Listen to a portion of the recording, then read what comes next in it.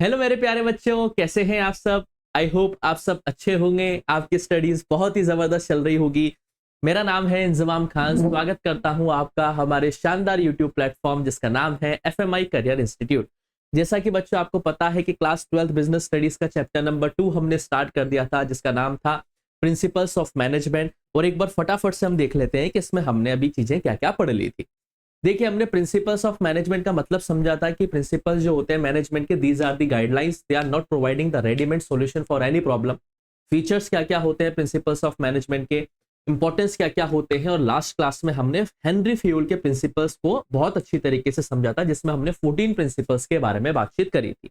I hope आपको वो सारे के सारे 14 प्रिंसिपल्स समझ में आए होंगे। फिर भी अगर आपको कोई डाउट रह जाता है बेटा, तो आप अपने कमेंट सेक्शन में अपने सवालों को छोड़ सकते हैं। याद रखना, हेनरी फ्यूल के principle one of the most important principles हैं बेटा, क्योंकि उन्हें फादर ऑफ मॉडर्न मैनेजमेंट कहा जाता है। आधुनिक प्रबंधन के पिता भी हेनरी फ्यूल को कहा जाता है। इसलिए मैनेजमेंट के अंदर जो हेनरी फ्यूल के 14 प्रिंसिपल्स हैं, उनकी अपनी एक सिग्निफिकेंस, और यहाँ से 12th बोर्ड के अंदर आपके सवाल बनता ही बनता है। तो हेनरी फ्यूल के 14 प्रिंसिपल्स को बहुत ही अच्छी तरीके से आपको रिवाइज करके जाना है, ताकि अपना कोई भी सवाल वहां से गलत ना हो। और अगर अभी तक आपने वो प्रिंसिपल नहीं पढ़े हैं, तो आप प्लेलिस्ट में जाके हमारे प्रीवियस लेक्चर्स को अच्छी तरीके से रिवाइज कर सकते हैं। और चैप्टर वन में भी अगर आपको कोई इश्यू है बेटा, तो आप उसको भी अच्छी तरीके से रिवाइज कर सकते हैं। और कोई भी सवाल हो तो आप कमेंट सेक्शन में अपने सवालों को छोड़ सकते हैं। वीडियोस अगर आपको पसंद आ रही है तो वीडियोस को लाइक करें, दोस्तों के साथ शेयर करें, और चैनल को सब्सक्राइब करना ना भूलें, ताकि आपको सभी वीडियोस के नोटिफिकेशन टाइम टू टाइम पे मिलते रहें। आज हमें बात करनी है टेलर के बारे में, एफडब्ल्यू टेलर के बारे में, जिन्हें कहा जाता है फादर ऑफ साइंटिफिक मैनेजमेंट। आज हमें इनके इंट्रोडक्शन के बारे में समझना है। एफडब्ल्यू टेलर यानी कि फ्रेडरिक विस्लो टेलर के बारे में। देखिए, हेनरी फ्यूल और टेलर के प्रिंसिपल इस चैप्टर के अंदर क्या है बेटा, मोस्ट इंपॉर्टेंट है। टेलर को हम क्या कहते हैं बेटा, फादर ऑफ साइंटिफिक मैनेजमेंट, यानी कि वैज्ञानिक प्रबंधन के पिता हैं ये। वैज्ञानिक प्रबंधन के पिता हैं ये, फादर ऑफ साइंटिफिक मैनेजमेंट। भाई, फादर ऑफ मॉडर्न मैनेजमेंट आपसे कोई पूछे तो हेनरी फ्यूल आपको ध्यान रखना है, और फादर ऑफ साइंटिफिक मैनेजमेंट आपसे कोई पूछे तो आपको ध्यान रखना है किसका बेटा, एफडब्ल्यू टेलर का। एफडब्ल्यू टेलर जो है बेटा, जिनका नाम है पूरा फ्रेडरिक विल्सो टेलर, जिनका पूरा नाम है बेटा फ्रेडरिक विल्सो टेलर, इन्होंने क्या किया था बेटा, साइंटिफिक मैनेजमेंट को डेवलप करने वाले ये व्यक्ति थे। इसको ध्यान रखना है बेटा आपको बहुत अच्छी तरीके से। फ्रेडरिक विल्सो टेलर जो है बेटा, इनका जन्म हुआ था 1856 में। बेसिक सवाल पूछ लिया जाता है एग्जाम के अंदर बेटा, और इनका जन्म हुआ था यूएसए के अंदर, यूनाइटेड स्टेट्स ऑफ अमेरिका के अंदर जो है फ्रेडरिक विल्सो टेलर का क्या हुआ था बेटा, जन्म हुआ था। आपको उसको बहुत अच्छी तरीके से समझना है बेटा एक एक चीज को, कि 1856 में क्या हुआ था, यूएसए में इनका जन्म हुआ था। और 1878 में इन्होंने एक मिडवल स्टील कंपनी को एज अ मैकेनिकल इंजीनियर क्या किया था बेटा, ज्वाइन किया था। याद रखना, 1878 में टेलर ने एक मिडवल स्टील कंपनी के अंदर as a mechanical engineer join किया था। उसके बाद ये अपने इंजीनियरिंग बैकग्राउंड से तो थे ही सही, तो इन्होंने कुछ साइंटिफिक स्टडीज करी और कुछ टेक्निक्स को डेवलप किया। टेलर ने क्या किया, अपने काम के दौरान, इंजीनियरिंग बैकग्राउंड से तो थे ही सही है बेटा, तो इन्होंने कुछ साइंटिफिक स्टडी करी और टेक्निक को डेवलप किया। इन्होंने मेन फोकस किया बेटा एफिशिएंसी ऑफ वर्कर्स पर and optimum utilisation of resources पर। याद रखना बेटा, उन्होंने किस पे मेन फोकस किया, मेन फोकस था इनका बेटा एफिशिएंसी ऑफ वर्कर्स। याद रखना, मेन फोकस किस पे था इनका, efficiency of workers and optimum utilisation, and optimum utilisation, and optimum utilisation, and optimum utilisation of resources. ये इनका मेन फोकस था। टेलर ने क्या मेन फोकस किया अपने स्टडीज के दौरान, कि वर्कर्स की एफिशिएंसी पे काम किया जाए और रिसोर्सेस को इफेक्टिवली यूज किया जाए, यानी कि ऑप्टिमम यूटिलाइजेशन होना चाहिए किसका, रिसोर्सेस का। टेलर के जो प्रिंसिपल्स हैं, जो हम अभी आगे फर्दर लेक्चर्स में पढ़ेंगे, और जो उसकी टेक्निक्स है, वो उन्हीं ऑब्जर्वेशंस के ऊपर डिपेंड है जो उसने फैक्ट्रीज के अंदर काम करते वक्त देखी है, और देखा है उसने कि किस तरीके से हम इन चीजों को क्या कर सकते हैं, रिसोर्सेस को बहुत अच्छी तरीके से कंट्रोल हम कर सकते हैं। ये बात आपको यहाँ पे ध्यान रखनी है। तो टेलर के बारे में आपको यहाँ पे दिमाग में सेट करनी है चीजें बेटा, कि टेलर को हम फादर ऑफ साइंटिफिक मैनेजमेंट कहते हैं। 1856 में इनका जन्म हुआ था यूएसए के अंदर, और 1878 में इन्होंने मिडवल स्टील कंपनी को as a mechanical engineer join किया था। और इनका मेन फोकस रहता है हमेशा एफिशिएंसी ऑफ वर्कर्स के ऊपर और ऑप्टिमम यूटिलाइजेशन ऑफ वर्कर्स के ऊपर, यानी कि ऑप्टिमम यूटिलाइजेशन ऑफ रिसोर्सेज। ठीक है, वर्कर्स नहीं आएगा, यहाँ पे आएगा ऑप्टिमम यूटिलाइजेशन ऑफ रिसोर्सेज।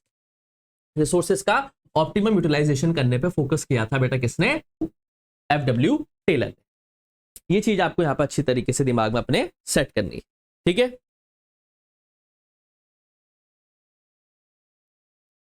अब what are the contributions of Taylor, Taylor के क्या क्या कॉन्ट्रीब्यूशन रहे हैं बेटा मैनेजमेंट के अंदर। देखिए कॉन्ट्रीब्यूशंस ऑफ टेलर, टेलर ने क्या क्या चीजें कंट्रीब्यूट की है।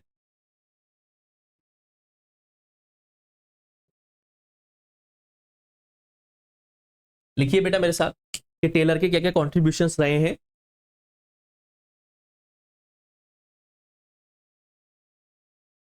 Taylor published books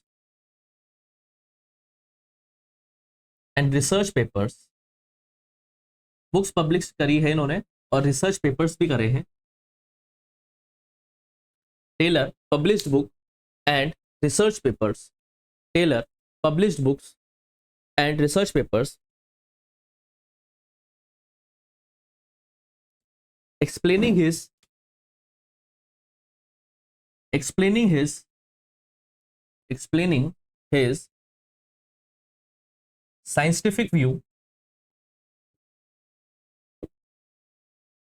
on management।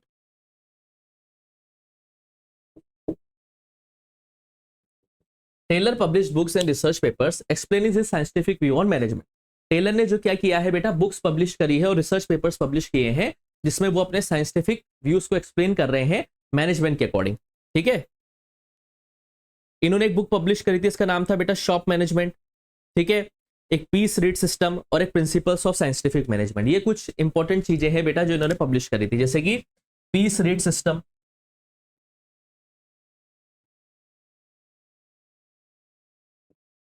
और प्रिंसिपल्स ऑफ साइंटिफिक मैनेजमेंट, ये अभी हम पढ़ेंगे आगे।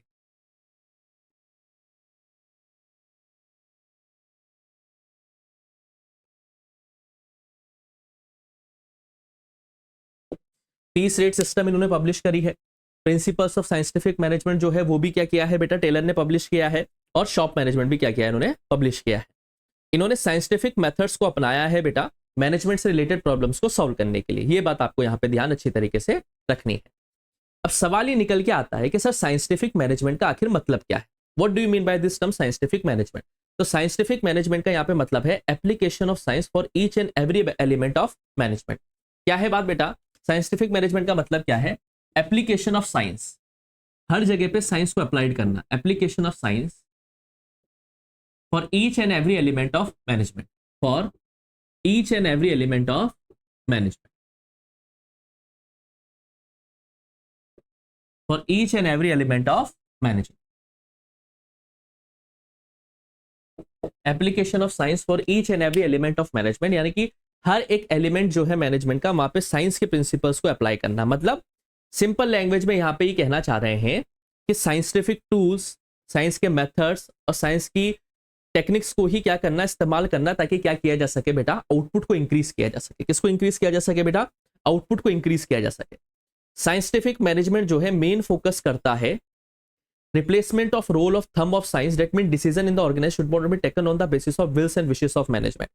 साइंटिफिक मैनेजमेंट कहता है कि मैनेजमेंट के अंदर जो भी डिसीजंस हैं वो मैनेजर अपनी विल के अकॉर्डिंग या अपने विश के अकॉर्डिंग ना ले। बात समझ में आ रही नहीं आ रही बेटा आपको, यहाँ पे क्या कहना चाह रहे हैं टेलर साहब कि जो मैनेजर्स होते हैं, जो वो डिसीजन लेते हैं वो अपने विल और विशेष के अकॉर्डिंग ना ले, बल्कि वो जो डिसीजंस लेते हैं वो साइंटिफिक स्टडी के ऊपर बेस्ड होने चाहिए, और वो जो डिसीजन लिए जा रहे हैं वो डिसीजन को लेने से पहले साइंटिफिक टूल्स का भी क्या किया जाना चाहिए, इस्तेमाल किया जाना चाहिए। यहां पे ये कहना चाह रहे हैं टेलर साहब कि application of science for each and every element of management, मतलब साइंस का हमें हर जगह इस्तेमाल करना है, जो साइंटिफिक टूल्स हैं, जो साइंटिफिक स्टडीज हैं, जो साइंटिफिक टेक्निक्स हैं, उसका इस्तेमाल हमें करना है कंपनी के अंदर कोई भी डिसीजन लेते वक्त। कहने का मतलब ये है कि जो भी हम डिसीजन लेने वाले हैं मैनेजर उसको अपने विश के अकॉर्डिंग नहीं ले सकते। क्लियर है बेटा आपको यहाँ पे, एक सेकेंड।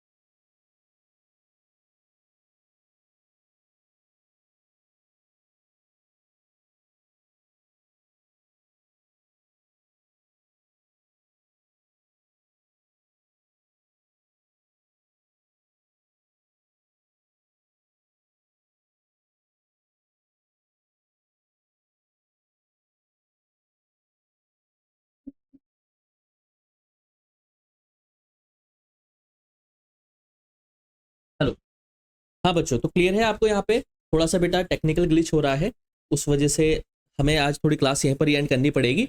बाकी हाँ, नेक्स्ट क्लास में हम साइंटिफिक जो प्रिंसिपल्स हैं मैनेजमेंट के, जो टेलर ने दिए हैं, हम उन्हें डिस्कस करेंगे। आई होप आपको ये लेक्चर पसंद आया होगा। कोई डाउट रहे बेटा आपको इंट्रोडक्शन से रिलेटेड, तो आप अपने सवालों को कमेंट सेक्शन में छोड़ सकते हैं। जल्दी ही मिलूंगा आपसे नेक्स्ट लेक्चर में, तब तक के लिए आप लोग पढ़ते रहिए, मस्त रहिए। Thank you.